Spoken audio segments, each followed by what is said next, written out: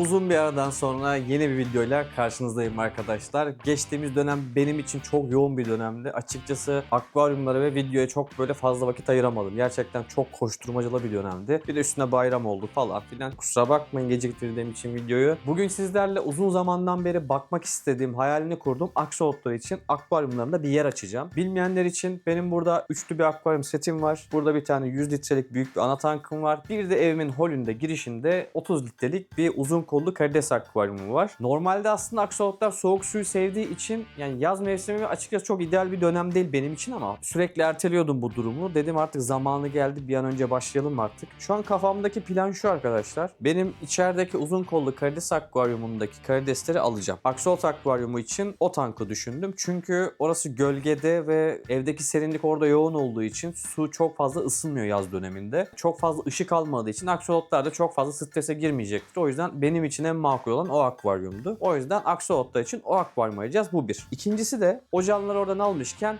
Macrobrachium dionum yani uzun kollu karideslerle ilgili A'dan Z'ye globalde bulabileceğiniz en detaylı uzun kollu karides videosu olacak. Bu hengamenin içinde. Onun haricinde genel bir temizlik yapacağız. Dediğim gibi ben bu süreçte akvaryumlarına çok fazla böyle özen, ilgi, vakit ayıramadım. Kafamda çünkü çok farklı projeler, planlar var. Bunu şu an size buradan aktaramıyorum ama ileride gerçekten harika sürprizler olabilir. İlerleyen dönemlerde sizle de paylaşırım inşallah. Kısaca şu setin en alt katındaki akvaryumdaki canlıları komple bir ayırıyorum abi. Akvaryumu alıyorum. Dibindeki kumu vesaire böyle iyice bir temizlik yapıyorum. Detaylı. Daha sonra içeride aksolotlar için yapacağım akvaryumu alıyorum. İyice boşaltıyorum, temizliyorum. Yeni bir kurulum yapıyorum. Daha sonrasında 6. akvaryumu da bu ana tankımın altındaki dolaba koyuyorum tekrar. Birçok canlıya bir arada bakıyorum ya. Bazılarını ayırmam gerekiyor artık. Mesela ana tankımda ta zamanda boşalttığım mavi melek karidesler hala üremiş. Onları ayırıp bir orada bir deneme yapacağım tekrardan. Karina tankımızdan da bahsederim yine temizlik yaparken. Burada da bazı durumlar oldu, sıkıntılar oldu. Bundan bahsedeceğim. Şu an akvaryumların içinde en iyi ve en sorunsuz giden akvaryum şu ortadaki sarı ateş neon karides akvaryumu. Yani 300-400 yavruya ulaştık. Buradaki koloniyi çok fazla büyüttük ve hala burada 4-5 tane dişi yumurta çeviriyor maşallah diyeyim. Uzun kollu karides akvaryumu orada bozuyorum. Canlıları ayrı bir kaba alıyorum. Suyunu kaybetmiyorum. Sudan da kullanacağız. Pipo filtreleri süngerindeki bakteri kültüründe kullanacağız. Yani aksolot akvaryumda sadece silisyum olacağı için çok fazla hani böyle güzel ya da bir şey diyemiyorum normal. Sade bir aksolot akvaryum olacak. Belki elimdeki eski arka planlardan ayırabilirsem böyle eski arka planlardan bir fon yapabiliriz belki uyacak bir şey. Tabi bu işlemleri yaparken aynı zamanda kanalımıza yeni gelenler veya daha önceden de bilenler için akvaryumdaki canlıları tanıtıp son durumlarından da bahsedeceğim. Durumlar nedir, ne oldu, ne gitti, şu anki durumlar ne? Bunlardan bahsedeceğim. Güzel bir yaza giriş videosu olacak. Bu detaylı temizlikten sonra, bakımdan sonra yaz sonuna kadar bir aksilik çıkmazsa akvaryuma dokunmayacağım diyorum ama ben genelde böyle 3-4 ayda bir şeyleri bozup yeni kurulum yapıyorum. Neyse lafı çok uzattım. Dilerseniz içerideki akvaryumu bozup oradaki canlıları alalım ve aksolot akvaryumu kurmaya başlayalım. Hadi geçelim. Öncelikle bu akvaryumdaki uzun kollu karidesleri alacağım küçük bir akvaryumum var. Onun için buradan birkaç litre su çekeceğim. Daha sonra buradaki suyu ve bakteri kültürünü kaybetmemek için bir 10 litre daha su alacağım. Onları ayıracağım. Şimdi bu işlemleri yapalım. Bir sonraki adımda da neler yaptığımı detaylı olarak anlatacağım. Dilerseniz şimdi buradan bir su çekeyim hemen. Bu tarz işlemlerde de mümkün olunca yukarıdan su çekin arkadaşlar. Dipte amonyak, tortu, dışkı, yem vesaire olabilir. O yüzden bu işlemleri yaparken yani kullanacaksanız bir tankı bozup tekrar kuracaksanız ya da canlıları transfer edecekseniz mevcut akvaryum suyunu mümkün olduğunca yukarıdan alın. Şimdi normal diğer akvaryumda kullanacağım, transfer edeceğim yer için 10 litre daha su çekiyorum.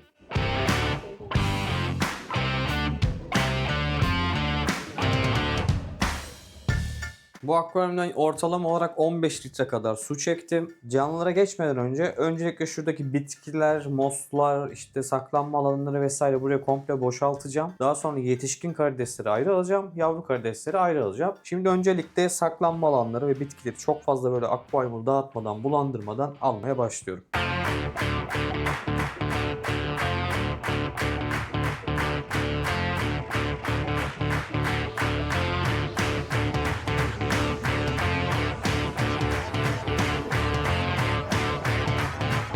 Evet arkadaşlar akvaryumu boşalttık. Yani ister istemez birazcık tortu, dışkı vesaire kalktı. Su birazcık bulandı. Yapacak bir şey yok. Hayvanlar da ister istemez strese girdi. Burada benim şimdi uzun kollu karideslerim var. Ayrıca seleksiyon fazla zamanında ayırdığım, attığım karidesler üremiş, onlar var. Bunları ayırıp alacağım. Su çektiğim kaplara vesaire ayıracağım. Daha sonra bu akvaryumu buradan alacağım. İyice yıkayacağız. Tekrardan ayarlayıp buraya koyacağız. Dilerseniz şimdi ben buradaki karidesleri bir toparlayayım. Çünkü birazcık zahmetli olacak benim için. Daha sonra akvaryumu bir temizleyeceğim. Çeki düzen vereceğim. Daha sonra kaldığımız yerden sizinle devam edeceğiz. A few moments later. Demin gördüğünüz akvaryumun şu hale gelmesi yaklaşık 2,5 saati falan buldu yani. O derece ince çalıştım. Temizliği, boku bir sürü derken beni çok yordu. Şimdi kumu buraya döküyorum. Daha sonra arkasına böyle bir fon bakalım. Gerisine bakacağız.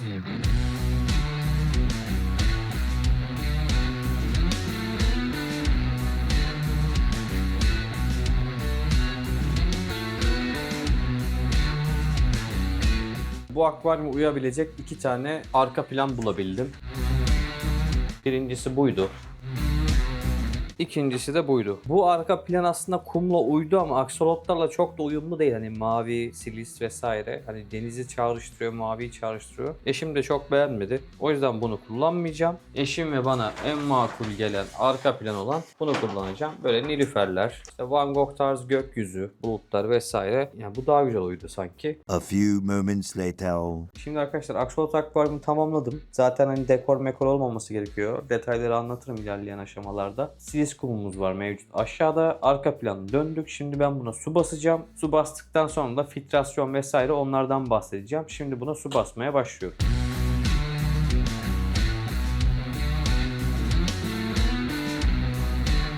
Birinci olay biyolojik filtre. Bu akvaryumda daha önce kullandığım pipo filtreyi söktüm ben. Bunların şimdi süngerini şöyle suda temizleyeceğim. Motorlu pipo filtrenin süngerini temizlemedim.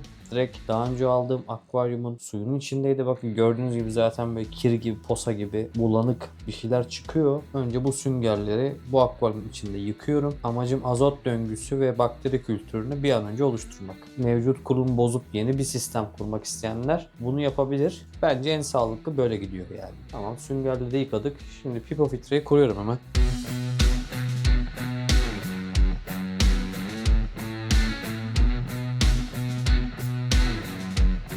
Sen git 2-3 saat uğraş.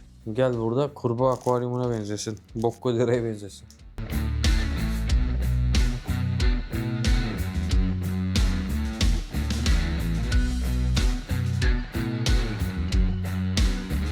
Bundan sonraki aşamada aksolot akvaryumunun bence olmazsa olmazı arkadaşlar. Tabii ki bir mekanik filtreleme lazım. Ben bu yüzden bugün Türker abiden bir tane şöyle şelale filtre aldım. Bunun amacı tamamen dışkılar, tortular vesaire, hani attığınız yem kalıntıları fazlasını çekmesi için şöyle bir tane şelale filtre aldım. Akvaryumun durumu bu. Süngerleri sıkınca bayağı bulandı gördüğünüz gibi. Bunun buradaki camını ve köşe bentini saklıyorum. Sadece şu şelale filtreyi takabilmek için burayı böyle kırmak zorunda kaldım. Çünkü bunun şu ara boşluğu toleransı yetmiyor. Bunun amacı tamamen mekanik filtreleme. Aksolotlar ya da büyük balıkların dışkılamasını çekmesi için böyle bir şey şart. O yüzden şimdi hemen şelale filtreyi de şuraya takıyorum.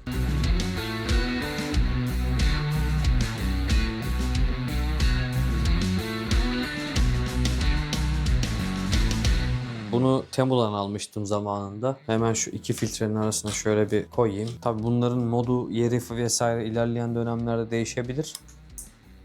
Sadece şu an görünsün diye çalıştırdım. Şu an burayı kapattım. Şu an aksolot akvaryumumuz bu halde arkadaşlar. Aşırı bulanık, farkındayım. Yani bunu uzun uzun konuşmaya gerek yok. Buradaki bakteri kültürü, bakteriler, atıklar vesaire, buradaki filtrasyon zaten 1-2 güne kendine gelecek. Alacağım ve buraya koyacağım aksolotlar hazır. Sadece acele etmiyorum. Yani bugün de koyabilirdim tabii ki ama koymuyorum. Birkaç gün bekleyeceğim. Belki bir hafta. Hani normalde sıfır kurulumlarda bakteri kültürü, bakteri besine girmek gerekebiliyor ama bu akvaryumda öyle bir sorun yaşamayacağım. Şimdilik aksolot akvaryumumuzdan bu kadar. Dilerseniz bu akvaryumdaki uzun kollu karideslerimizi diğer akvaryuma almaya başlayalım. 1 hour later. Şu an evin hali şu setin olduğu yerler var ya, kesinlikle içler acısı ya. Halıyı kaldırdım. Karidesler ayrı bir yerde. Set burada. Uzun kollu karideslerin yavrularını buraya aldım. Oksijen veriyorum. Burada seleksiyon fazlası ayırdım. Karideslerden dehşet karides çıktı. Şurada uzun kollu karidesler var, bitkiler var falan filan. Daha buraya akvaryum kuracaktım. Şu an var ya, perişan haldeyim ha. Şu an yapacağım şey şu. Bu akvaryumu buradan alacağım.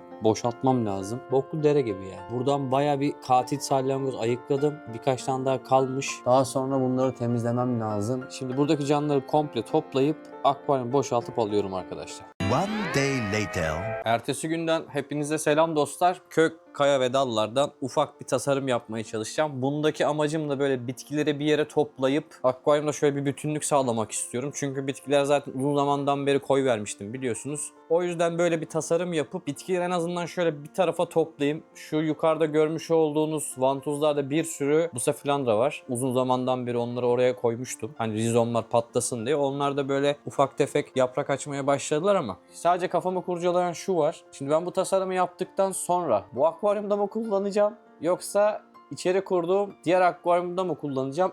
Karar veremedim henüz. Kafamdaki tasarımda şu var. Bir parça şuraya kaya aldım. Kayaya şu büyük kökü sabitleyip şöyle bir dalga modeli yaratmak istiyorum, böyle bir dal modeli gövde yapacağım şu taşla, şu kayayla birlikte. Doğaçlama bir şeyler yapacağız. Tasarımı yaptıktan sonra bu akvaryumda mı kullanacağım, içerideki akvaryumda mı kullanacağım karar vereceğim. Henüz emin değilim. Tasarım süreci ne kadar uzun sürecek bilmiyorum. Şimdi bir yerden başlayayım. En son bittiğinde bir göz gezdireceğim. Şöyle bir bakacağım, bu akvaryuma mı daha uygun olur, diğer akvaryuma mı uygun olur. Bitkileri sökeceğim. Tasarımı böyle soldan sağa gelecek şekilde koyacağım. Bitkileri ona göre dizayn edeceğim. Bir parça Flamewood var elimde. Diğerleri hep yati parçaları. Şöyle bir tane yati kökü aldım Türker abiden. Bir tane Frodo Stone'a benzeyen bir kayam var. Gayet güzel. Hatta bunları tesadüfen seçtim. Şu kök buraya cuk oturuyor abi şöyle. Oturmadı. O yüzden aslında bu ikisini aldım. Hani beğenip seçerek almadım ama şu tesadüfen oturduğu için, bu kökte kullanabildiğim için bunu aldım. Şunlar zaten daha önceki çalışmalardan kalan ufak tefek parçalar. Şöyle bir parça da Flamewood aldım. Ribbit de olabilir, emin değilim. Bunları kullanarak şöyle güzel bir ufak bir model yapacağım. Model çalışmam bittikten sonra sizlerleyim. I wake up to a little bit of drool on my pillow, feel like it's gonna be a bad day. Yeah, I'm tired of shit and the coffee ain't hit yet, damn ain't that great. I don't wanna go to work cause my boss is a jerk and I'm not even that paid. I need a change in my life cause I don't feel alive and there's nothing that makes me happy. Hold my beer for a minute, I'm about to quit my job, cash in for a ticket. I'm going on a trip and I don't plan to visit. I'm gonna stay there till I feel like I'm winning, and this is just the beginning. I need a big change, help me feel like living. I need a big swing, home runs I'm hitting, and I'll never look back, moving on till I get it all. And we all got dreams, we all want things, but what you gonna do for it? How you gonna move for it? What you gonna be? And do you believe you can do anything? But what you gonna do for it? How you gonna move for it? What you gonna be?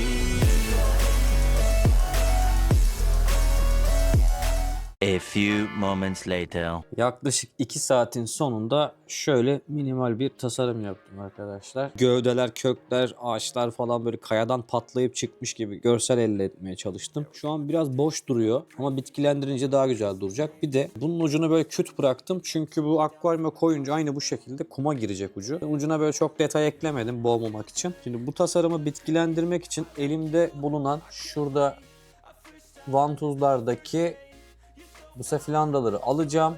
Burada mikralarım var. Şurada adını bilmediğim ama Yasin'den hediye gelen bitkiler var. Şurada Aponogeton türü bir bitkim var. Şimdi elimdeki fazla bitkileri bir toplayıp şöyle ortalığa bir koyayım. Yani şu kökün üzerinde nasıl bir tasarım yapabilirim onu bir gözden geçireyim. Daha sonra bunu bitkilendireceğim. Muhtemelen bu akvaryumu alacağım. Yani öyle karar kıldım. Şu sol tarafta olacak şekilde şöyle geliyormuş gibi böyle bir görsel elde etmeye çalışacağım. Bakalım elimden ne gelecek. Şöyle tekrar yakından göstereyim. Şurada bir tane kayamız var. Diğerleri hep yatı kökü. Sadece şurada 2 parça şu koyu görünenler Ribbitwood olması lazım. Bayağı vaktim aldı çünkü yati kökünü şekillendirmek Flamewood ve Ribbitwood'a göre daha zor. Daha önce söylemiştim bunu. Güzel böyle sevimli bir şey oldu. Bakalım hani bitkilendirdikten sonra daha anlaşılır ve göze hitap edecek bir şekle bürünecektir. Şimdi ben bu akvaryumlarımdaki alabileceğim, kullanabileceğim bitkileri alıp şöyle bir sereceğim. Daha sonra bu tasarımı şekillendirmeye devam edeceğiz. I feel good, you look great, I like like you, I can't wait. A first time, a first date. You're so fine, I'm so late. You sip wine, I drink straight. Don't waste time to my place. I feel my heart erase. So catch me if I fall.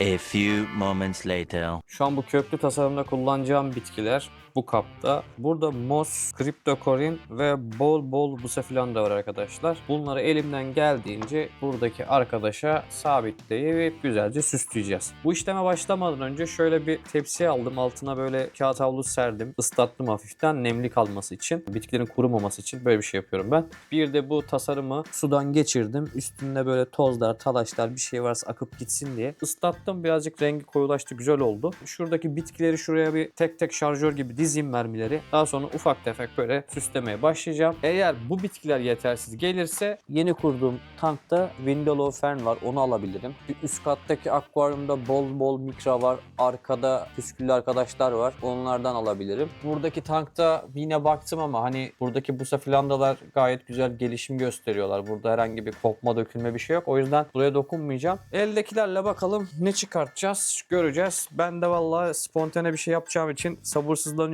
Dilerseniz şimdi bu arkadaşı yeşillendirelim. Bu işlemi yaparken bitkilerin nemli kalmasına özen gösterin arkadaşlar. Yani deneyecek olanınız varsa. Bu busefilandaları şöyle diziyorum. Şu dal bomboştu. Buradan güzel yapraklar patlattı. Bu busefilandalar bana hediye geldi. İthal geldiler. Yani çok karışık türler vardı. Açıkçası hangi varyetesi, hangi türü onu bilmiyorum. Hani biraz daha büyüyüp böyle iyice öbek haline gelirlerse o zaman resmini çeker, bilen bir kişiye danışırız. Bunu da aynı şekilde vantuza sabitlemiştim. Kök gelişimleri gayet güzel. Şuradan yaprak patlatmış minik minik. Ben bunu şimdi çıkartırken kopacağı için şunu buradan kesip alacağım. Buna bir zarar gelsin istemiyorum. Gayet formları güzel. Şuncacık çük kadar şey 100-200 lira para istiyor işte.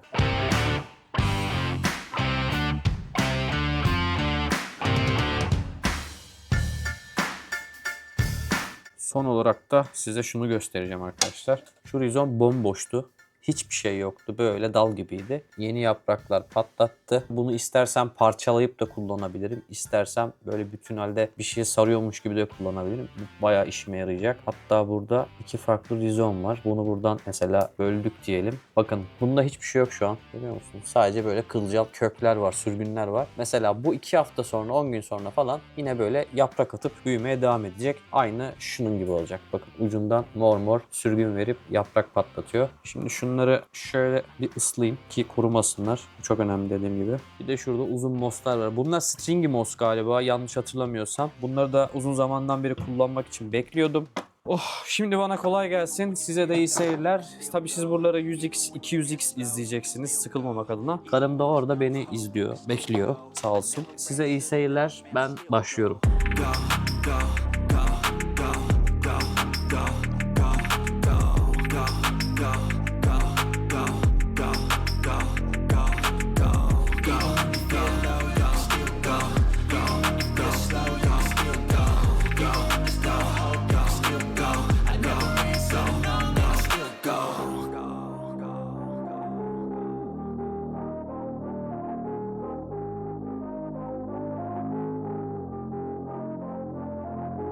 Elimdeki bütün bu safilandaları güzelce sabitledim. Şurada 1, 2, 3, 4, 5, 6, 7. Şurada minik var. 8, 9, 10, 11, 12, 13, 14, 15 parça rizomu böyle dağıtarak şu tasarıma sabitledim. Şu an çıplak gözüküyor olabilir. Farkındayım ama geliştirirsek buraya böyle güzel bir orman görüntüsü falan elde etmeye çalışırım. Dalları böyle çok fazla bitki yapmak istemedim. Girift olarak göze hitap etsin diye dalların uçlarına böyle birazcık boş bıraktım. Elimde tam bilmiyorum ama stringy moss diye biliyorum. Şu arkaya bir de şu dalın arkasına sabitledim. Buradaki amacım da şuydu. Bu mosslar şöyle dikine uzuyor arkadaşlar. Şimdi bir tane göstereceğim size. Ne demek istediğimi anlayacaksınız. Bakın mesela şöyle 10 santim. Bu bir parça moss. Şöyle bir şey.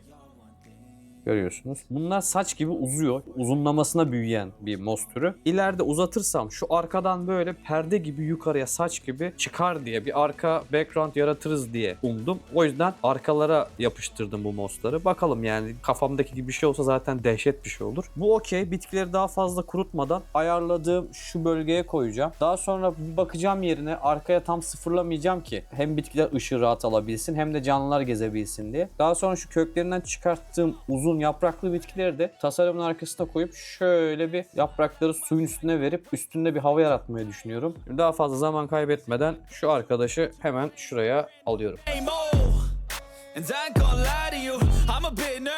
Abi şu dal kırıldı ya. Vallahi oranın anasını şunu bir arkaya doğru verdik.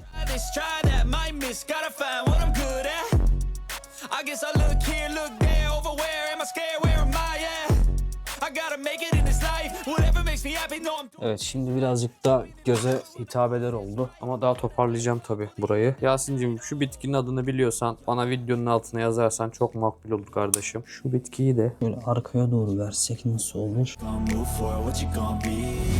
Çok oldu. Şu minikleri de şöyle ekeyim. oluyor lan sanki ha. Yapıyoruz bir şeyler yani. Oluyor bir şeyler oluyor. Kardina tankına yaptığım şey çok içime sinmemişti ilk başlarda. Sonradan gözüme hoş gelmişti. Ama bu sefer oluyor gibi be. Siz de yorumlarda takıldığınız, beğenmediğiniz ya da şöyle yapsam daha iyi olurdu dediğiniz tavsiyelerinizi videonun altına yorum olarak yazabilirsiniz arkadaşlar. Çok memnun olurum. Sonuçta bizler profesyonel insanlar değiliz. Her geçen gün hobimizi geliştiriyoruz, kendimizi geliştiriyoruz. Bir şeyler yapmaya çalışıyoruz naçizane. Her türlü tavsiyeye faydalı bilgi açığız yani. Açığımız varsa kapatalım. Kapatamıyorsak o bizim ayıbımızdır.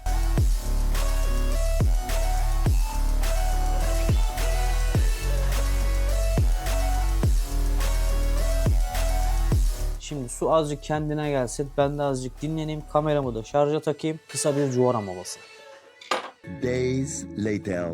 Yaptığım yaz bakımının üstünden tam tamına 3 gün geçti dostlar. Bu videoyu bugün çekebiliyorum. Nedenini bundan sonraki videolarda göreceksiniz. O yüzden çok fazla spoiler vermiyorum. Ana tankımızda yaptığım tasarım şu an bu halde. Aslında videoyu dün çekecektim ama şöyle bir problem yaşadım. Bu problemi de bugün düzelttim. O yüzden bunu da belirteyim. Filtrenin şu anki debisi bu. Gayet iyi. Yani bu 3'te 1, 4'te 1 oranında çok az çıkış veriyordu. Problem vardı. Onu bugün çözdüm. Onun haricinde burada size videoda göstermediğim tuğlayı buraya ekledim. Çünkü anaç uzun kollu karideslerimi bu akvaryuma almak zorunda kaldım. Bunu da uzun kollu karides videosunda detaylı anlatacağım. Bir de bu akvaryumdan topladığım mikraları şöyle topladım. Attım bunun içine. Ne yapacağıma henüz karar vermedim. Belki dedim hani burayı böyle kaplarız zemini ya da başka bir şey için mi kullanırım bilmiyorum. Hemen bir şov, hemen bir gösteriş, hemen bir hareket. Nasıl ama renkler? Şu balığın güzelliğini abarttığımı düşünenler varsa tekrar düşünsün. Şu balığın güzelliğine bir baksın. Mesela şu balık benim damızlık erkeğim arkadaşlar. Bunu kimseye vermeyi düşünmüyorum zaten. Şu balık ölene kadar benimle. O kızlar da güzel. İnci tanesi gibi. Hatta bunun kuyruğunda şöyle turkuazlık var. Efsane. Mesela bu da benim damızlık dişlerimden bir tanesi. Kardeşim hiç boş durmuyor ya. Sürekli av peşinde ya. Yılan. Akvaryumdaki bir diğer gelişme de Kardina tankında büyüttüğümüz Duplicarus cordoras yavrularının sonunda annelerinin yanına aldık. Bakın şu annesi, bu da yavrusu. Şu an bu gördüğünüz yavru yaklaşık olarak 3 haftalık, 1 aylık diyebiliriz. 3 santimi geçti. Bir tane de şurada arkada var. Sırtopos. Maşallah gayet güzel oldu. Şu an 4 tane yavru büyütebildim ben. Diğerleri öldü. Bir diğeri de hemen şurada. Büyüyünce aynı böyle olacaklar. Turuncu enseli. Bir diğer dişimiz de şu bitkilerin arasında saklandı. Formları gayet iyi ama kolonimizde ne yazık ki erkek yok. Benim bu koloniye 4 tane erkek Duplicarus almam lazım ama bakalım yavrular büyürse belki onlarla iş tutarlar. Problem yaşarsak kan gireriz. Maşallah. Renkleri falan kalitesi çok iyi. Bu akvaryumda harcayan katilleri buraya attım. Şuradaki tuğlanın arasında bir tane uzun kollu anaçımız var. Yani ne yazık ki akvaryum sayım yetersiz gelmeye başladı ama seti de büyütemiyorum şu dönem. Böyle geçici çözümlerle gidebildiği kadar götüreceğiz.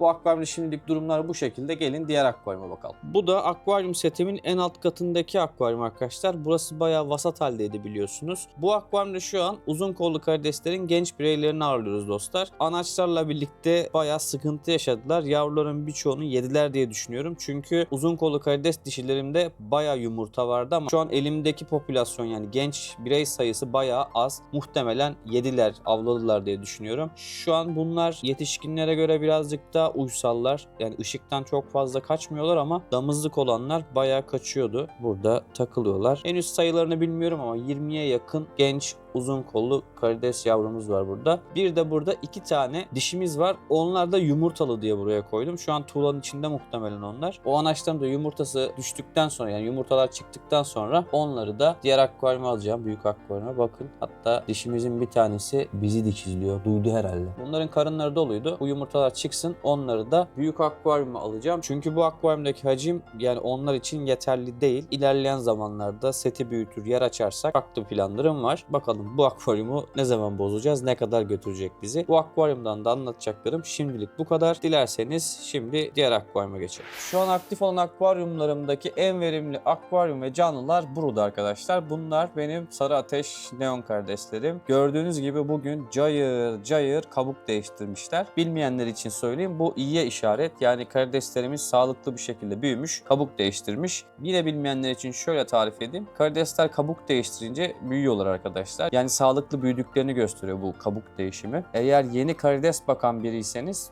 bunları görürseniz öldüler diye korkmayın. Bunlar karideslerin kabukları. Bunları kendileri yiyip tüketiyorlar. Bu tankı ilk kurduğum zaman 5-6 tane karides vardı bu akvaryumda. Hatta bana gelen dişilerden bir tanesi yumurtalıydı. 5-6 tane karidesten şu an yaklaşık tahminimce 300-400 bandında bir koloni oluşturduk. Şu an burada bir öbek var.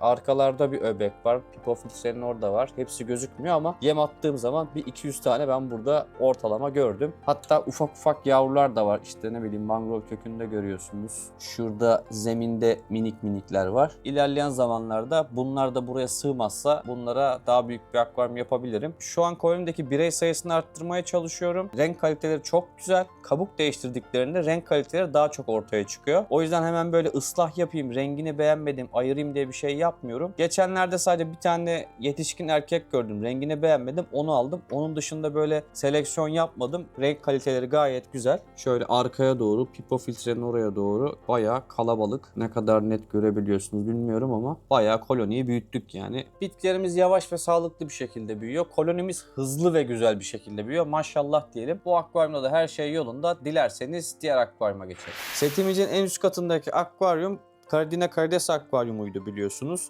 Geçtiğimiz haftalarda şu arkadaş ve bir tane Black Pinto yumurta çeviriyordu ve yumurtaları bıraktılar. Bunlardan yavru alıp görmeyi çok istiyordum ama yakın zamanda bu akvaryumda bir hidra problemi yaşadım. O da bu Cardina dişilerinin yumurta bıraktığı döneme geldi. İlk batın yavruları yaşatamadık maalesef. Şu an bu akvaryumda yavru Cardina göremiyorum. Bu olaydan sonra buradaki nerite sayısını arttırdım. Akvaryumda güzel bir temizlik yaptım. Hidra sayısını bayağı azalttım. Yine bazen tek tük görüyorum ama hani şu an beni olumsuz etkileyecek bir durum yok. Onun haricinde bu akvaryuma çeki düzen verirken daha önceki yetiştirdiğim mavi melek karideslerden yaşayanlar, büyüyenler olmuş. Onlardan da burada hani fazla emleri tüketsinler, kardinalarla da çaprazlanmıyorlar diye buraya 3-5 tane dişi erkek karışık mavi melek karides attım. Kardina karideslerle bunlar melezlenmediği için yani birbiriyle çiftleşmedikleri için bir zararları da yok. O yüzden buraya neokardina da ekledim. Biraz karma bir akvaryum oldu. Onun haricinde Türker abinin tavsiyesiyle buraya 6 tane pigme cordyora sattım arkadaşlar. Kardinalarla uyumlu bir şekilde yaşar. İstersen dene dedi, karma yap dedi. Ben de buraya 6'lı bir koloni ayarladım. Burada 6 tane pigme cordyorasımız var. Bunlar için de böyle özel bir yemleme ya da özel bir çaba göstermiyorum. Bayağı ürkekler aslında. Sürekli pipo filtrenin arkasına falan saklanıyorlar. Hatta şu an birçoğu pipo filtrenin arkasında. Utangaçlıkları, korkaklıkları bir türlü atılmadı. Henüz bu akvaryumda istediğim performansı alamadım. Kardina yavruları yavrularımızı göremedim. İlk yavruları alsaydık çok güzel olacaktı ama yani en azından durumlar iyi diye kendimi avutuyorum. Bu sefilandralarda ufak tefek sararmalar var. Çünkü ben bu akvaryuma sıvı gübre giremiyorum. Kardina karidesleri etkiler diye. O yüzden muhtemelen besin ihtiyacından dolayı bazı bu sefilandralarda böyle yaprak sararması görmeye başladım. Ama herhangi bir yosun problemimiz yok. Kök gelişimleri vesaire efsane, bakın gördüğünüz gibi yere kadar uzanmış. Aynı şekilde burada da göreceğiniz üzere zemine doğru uzuyor. Bakın burada 2 tane de Pygmaecordoras var. Umarım bunlar da ürerler. Yavrularını görürüz. Bu akvaryumda bahsedebileceğim şu an bir şey yok. 3-5 tane boynuzlu nerita var. 6 tane Pygmaecordoras var. 6-7 tane kardinamız kaldı. Blue Bolt,